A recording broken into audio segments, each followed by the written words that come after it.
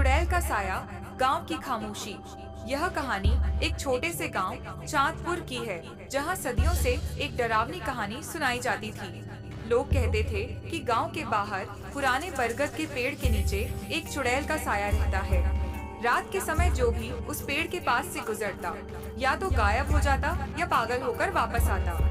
रशीदा, जो अभी नई दुल्हन बनी थी, अपनी सास के साथ इसी गांव में आई थी। जब उसने चुड़ैल की कहानी सुनी तो हंस पड़ी।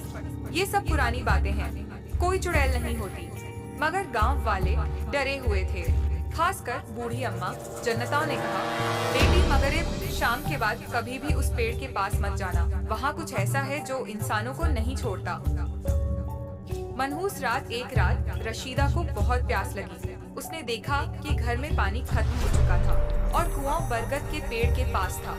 उसका शौहर अहमद गहरी नींद में था, तो वह खुद ही घड़ा उठाकर कुएं की ओर चल पड़ी।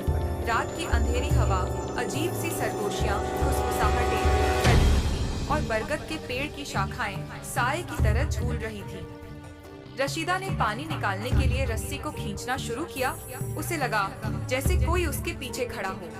ठंडी हवा का झोंका आया और उसने अपने कंधे पर किसी का स्पर्श महसूस किया। उसका दिल जोर से धड़कने लगा। धीरे धीरे उसने अपनी गर्दन घुमाई और जो देखा उसने उसकी रूह तक जमा ली।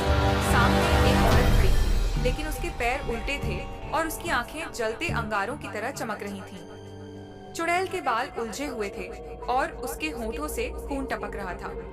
रशीदा की चीखा उसके गले में ही घुट गई। चुड़ैल की आवाज गूंजी, तुमने मेरे पेड़ के पास आने की हिम्मत कैसे की? सुबह होते ही गांव वालों ने देखा कि रशीदा कुएं के पास बेहोश पड़ी थी। उसके बाल सफेद हो चुके थे और उसकी जुबान बंद थी। वह कुछ बोलने के काबिल नहीं रही। गांव वाले कहते हैं कि उस रात उसने चुड़ैल की आंखों में कुछ ऐसा देख लिया जो इंसान के बस की बात नहीं थी। उसके बाद से रशीदा जिंदा तो थी, मगर उसकी आंखों में हमेशा खौफ, डर रहता था, जैसे वह अब भी चुड़ैल की कैद में हो।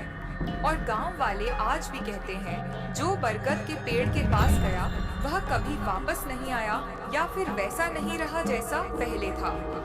क्या तुम भी उस चुड़ैल को देखने की हिम्मत रखते हो?